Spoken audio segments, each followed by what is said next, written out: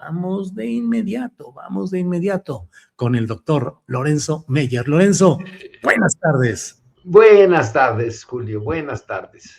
Lorenzo, antes de que entremos a otros temas, este poderío de las empresas tecnológicas, ya sabes, ahora todo es YouTube, Instagram, TikTok. No mencioné TikTok en un alegato anterior que estaba haciendo Lorenzo porque no hay sentencias contra TikTok, pero es desde luego lo mismo, la adicción, la ansiedad, el estar pegado al celular, la necesidad de saber qué está sucediendo, esos daños y trastornos a la salud mental. Pero en términos políticos, Lorenzo, se van convirtiendo en un poder supranacional y podrían tender o intentar un gobierno mundial, lo que ahora dicen algo así como la tecnocracia feudalista, Lorenzo.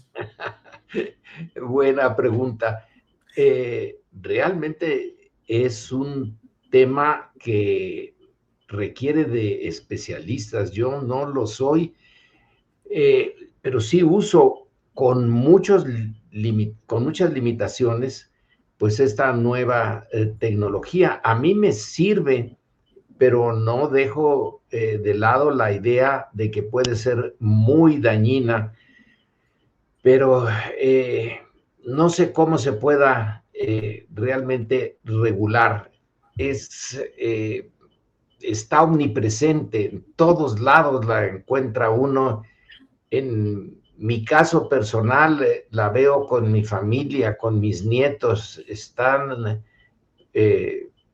ya casi nacieron con un aparato de estos en su organismo y los manejan como yo no lo sé manejar, pero estoy consciente de que deben de regularse y de que pueden influir de una manera que apenas si vislumbramos en el futuro inmediato. Por eso hay que tener y apoyar a la pluralidad en estos medios, como es tu caso. Es una forma de... ¿Qué es lo que nos importa en la vida política democrática? Que el ciudadano tenga acceso a una pluralidad de fuentes, de puntos de vista sobre los temas importantes para él, para su comunidad, para su país. Y la idea de la pluralidad se perdió en el caso mexicano del antiguo régimen, porque una empresa televisiva o televisora, pues realmente era una especie de secretaría de cultura política, no había de dónde elegir y la prensa se fue controlando de una manera muy eficaz, así que las noticias que llegaban al mexicano común y corriente sí llegaban muy filtradas y sí ayudaron a mantener el control durante todo el siglo XX y una parte del XXI, la visión que podía tener un ciudadano. Ahora creo que estamos en una gran pluralidad, pero no niego que puede haber otros peligros como este que estabas comentando de provocar ansiedad, etcétera. Pues sí, pero Julio, en ese aspecto yo nada más observo, estoy consciente del peligro, pero no tengo una respuesta clara. Lorenzo, ¿qué tanto los poderes políticos, y ahora sí pienso o aterrizo un poco a México, han tenido siempre la tentación de acercar a sus ejercicios de gobierno a los científicos, a los artistas? Pienso en el porfiriato con los científicos, que era llamada esa corriente de los científicos. Pienso en momentos como los de Carlos Salinas de Gortari, que en sus momentos de mayor crítica social por las elecciones, pues se acercó a los pensadores y a a los intelectuales. Luis Echeverría también se esmeró en tratar de cautivar al segmento intelectual. Y ahora Donald Trump también tiene cerca a los personajes de esos nuevos poderes, los grandes tecnólogos. ¿Cuál es esa fascinación y Sí, cómo pero influyen? son muy distintos. Estos personajes de los que está rodeándose Trump son los dueños de estas grandes empresas. Los que tú mencionaste eran, digamos, unos personajes que producían ideas, que tenían, fíjate, tenían la capacidad de ser críticos de los sistemas en los que estaban insertos. La importancia que llegaron a tener, por ejemplo, ya en el sistema priista, y hablaste de Salinas de Gortari, ¿para qué quería tener a un grupo de intelectuales públicos? Eso es lo importante, los intelectuales públicos, porque los que están metidos en sus universidades y en sus investigaciones, en términos generales, se dedican a eso y no salen a la plaza pública. Son muy pocos los que están, los que quieren y pueden expresar sus ideas. Y en un tiempo, lo ideal es que estos intelectuales, pienso, por ejemplo, en Pablo González Casanova, podían tocar temas que en las organizaciones o las estructuras formales, el Congreso, vamos a ponerlo así, el Congreso no tocaba porque el Congreso no importaba, los diputados no representaban a nadie. Entonces, un puñado de intelectuales, González Casanova, podemos poner a Carlos Fuentes, a los que tenían mucho renombre, podían lanzar ideas y hacer críticas que en realidad le corresponderían en una democracia al poder, a los parlamentos, al poder de los congresos, pero como estaban sojuzgados, la Unión Soviética también tenía ese, ya en grado agudo, eso había 2 o 3 Sájarov, y a los cuales incluso los dirigentes soviéticos le tenían entre miedo y respeto, porque podían dar la visión alternativa. Esa era su importancia.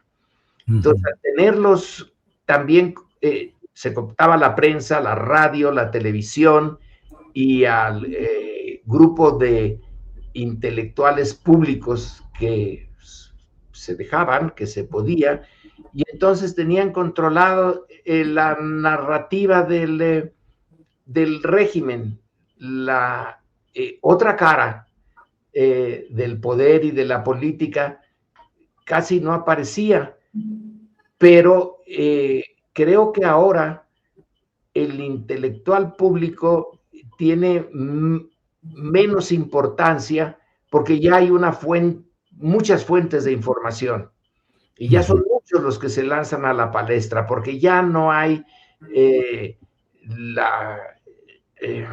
el ambiente de cooptación o represión que había en el pasado. Mi impresión, es una impresión, es que ese tipo, cuando tú hablas de Echeverría, incluso cuando hablas de Salinas de Gortari, la importancia de estos personajes ha ido disminuyendo respecto de esa época, porque ya hay muchas formas de presentar la crítica y someter a crítica a la autoridad gubernamental. En un tiempo eran uno de los pocos espacios que había para hacer la crítica. En la Unión Soviética es muy claro, un científico, un físico, padre de la bomba atómica soviética, pues no se le podía mandar a un campo de concentración o desaparecerlo. Entonces, había que tolerarlo y había que andarlo entre complacerlo y limitarlo, porque era una voz casi en un desierto. Ahora lo que tenemos es una polifonía, ahora hay voces de todo tipo y no hay límite realmente para hacer presente una visión de la situación de tu sociedad, de tu gobierno o del mundo, que no coincide con la de los medios dominantes. Ahora creo que hay mucho más espacio, pero desde luego que hay mucho más peligros. Esto de que influir en los niños y que meterlos en estado de depresión o facilitar la explotación sexual de esas personas que están realmente indefensas, sí, también es mayor. Antes no la había. Se han ampliado las posibilidades para el bien y para el mal con este exceso a veces de información. Y sí, he notado que alguien dice, es demasiada la información que tenemos. Si yo busco un tema y de ahora estoy tratando de entender qué es la inteligencia artificial, vaya que si tengo la información que antes me costaba ir a los archivos o a las fichitas de la biblioteca y a ver si estaba ese libro o esa revista, y a veces no estaba y no estaba disponible. Ahora está disponible y ya hasta las de idiomas raros para uno, puede uno tener la facilidad de la traducción. Entonces hay una súper abundancia de información y el trabajo es discriminar entre tanta información, cuál vale la pena, cuál tiene apoyo en los hechos, en la realidad, cuál es fantasía, cuál es fake news.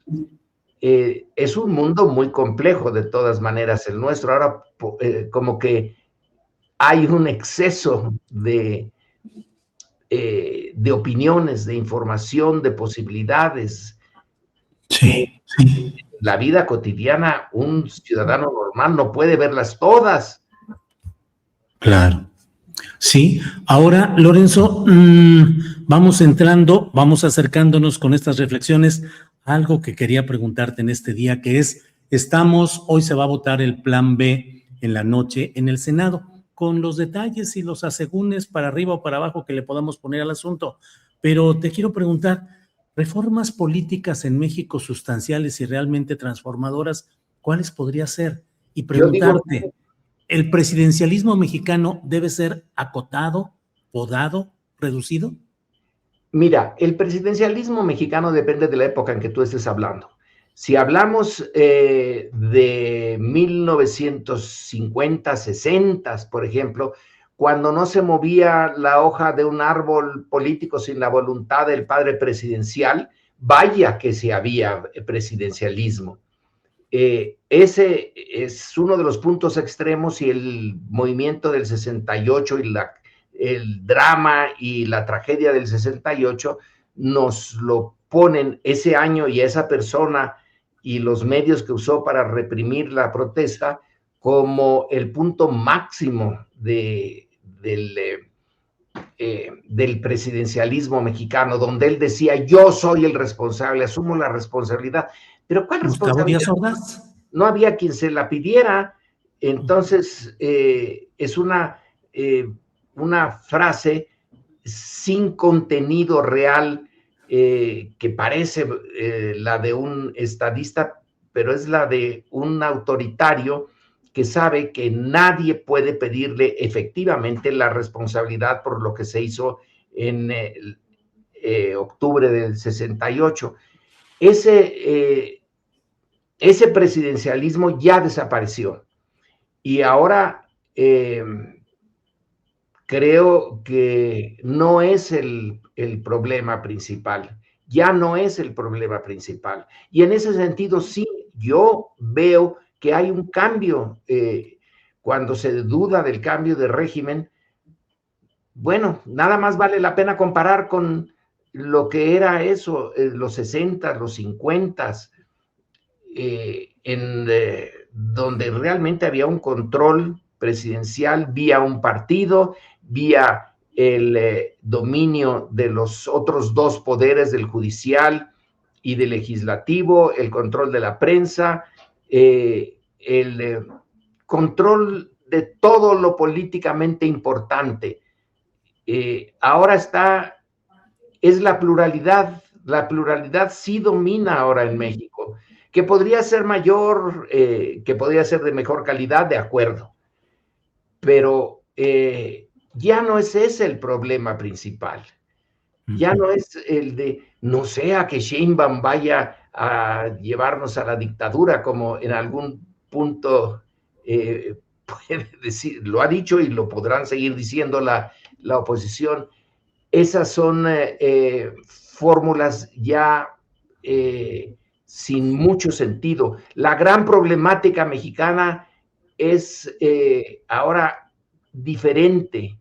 Ya no está en la superconcentración del poder político y luego la superconcentración del poder económico, que esa sí es una de las características de este sistema.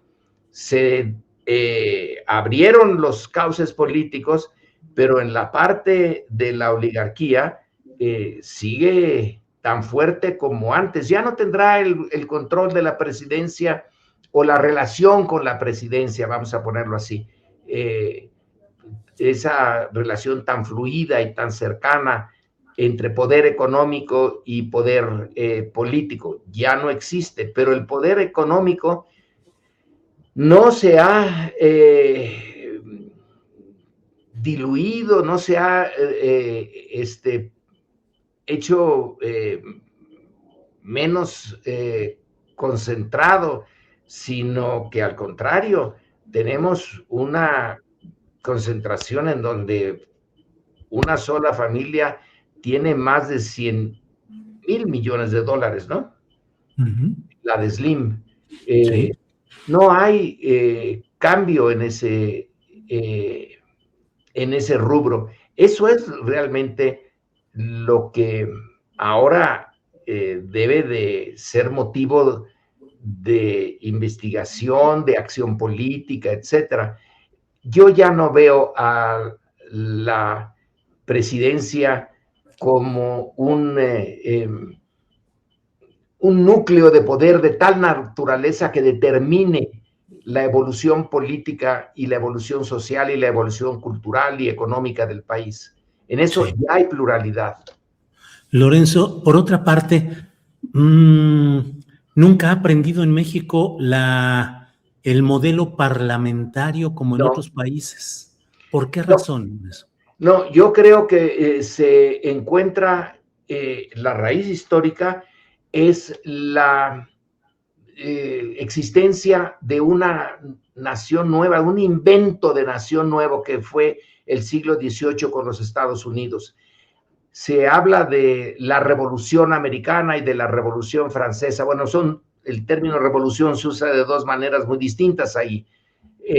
La Revolución Americana es en realidad una revolución de las élites, es una revolución política que crea un sistema político nuevo. Como la tradición, la herencia era el rey, era la monarquía y la monarquía absoluta, entonces pareció un avance bien importante mantener una figura. Al principio se pensó en que no fuera una, sino dos o tres, así como en Roma durante un tiempo los triunviratos, pero finalmente devino en una sola, en la presidencia. La presidencia es una invención norteamericana.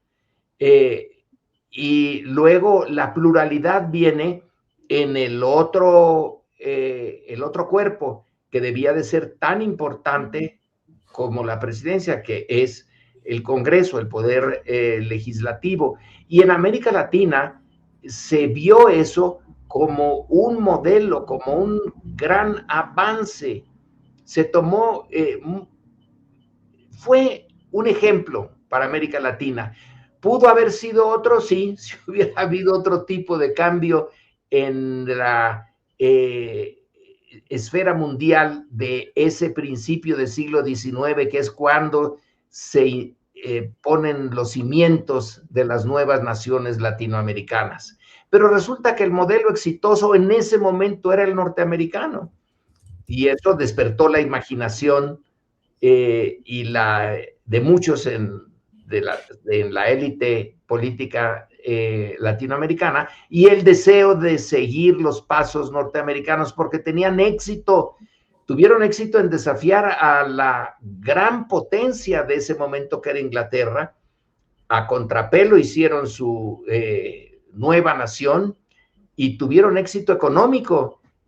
Resulta que muy pronto hicieron una marina mercante, tuvieron sus negocios con el Caribe, luego con Europa, y parecía una vía muy aceptable para los latinoamericanos.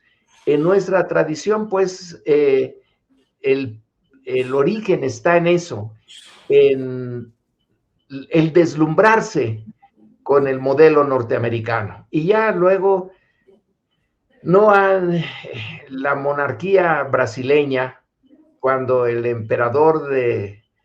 rey de Portugal ya se va de regreso a Portugal después de que ya se pusieron en orden a los franceses, y se queda el imperio brasileño, pero dura muy poco. Ninguna otra nación siguió ese ejemplo.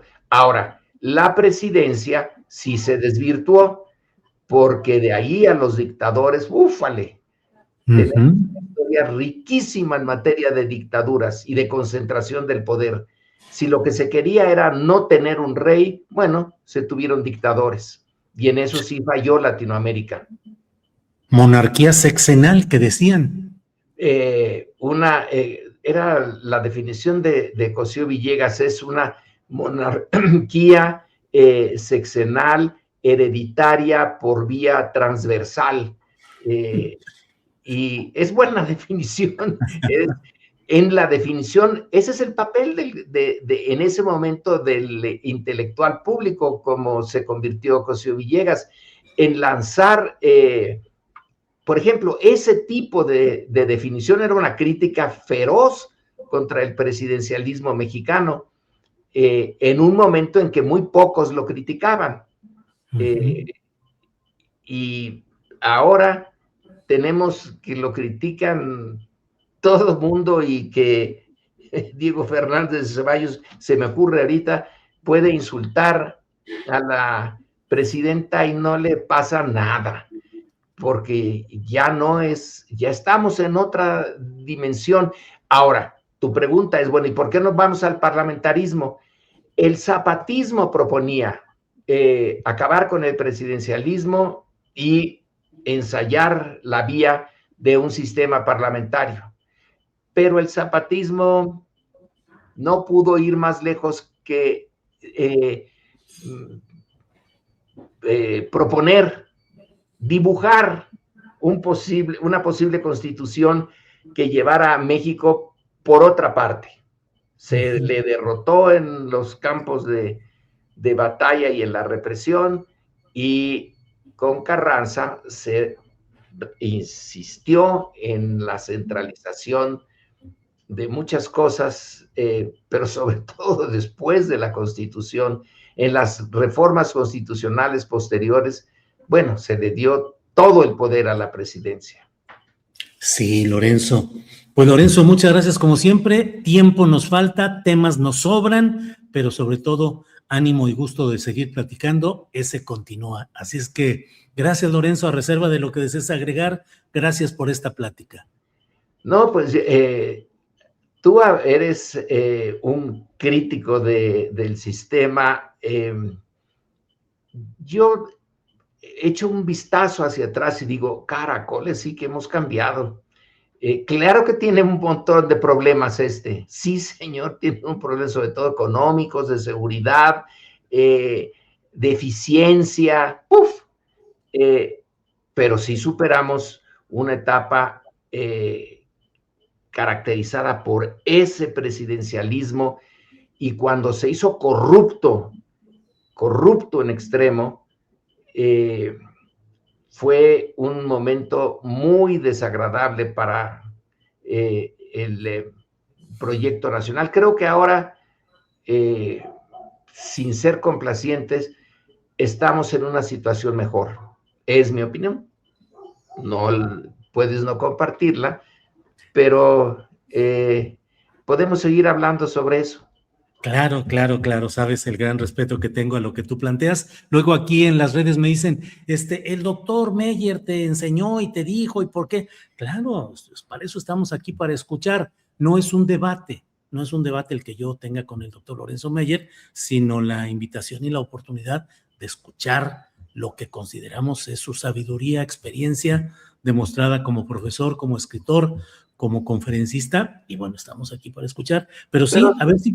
Sí. Pero sí tengamos un poco de debate, porque a mí también a lo mejor se me van ya las cabras al monte y ando fallando en información o en interpretación, y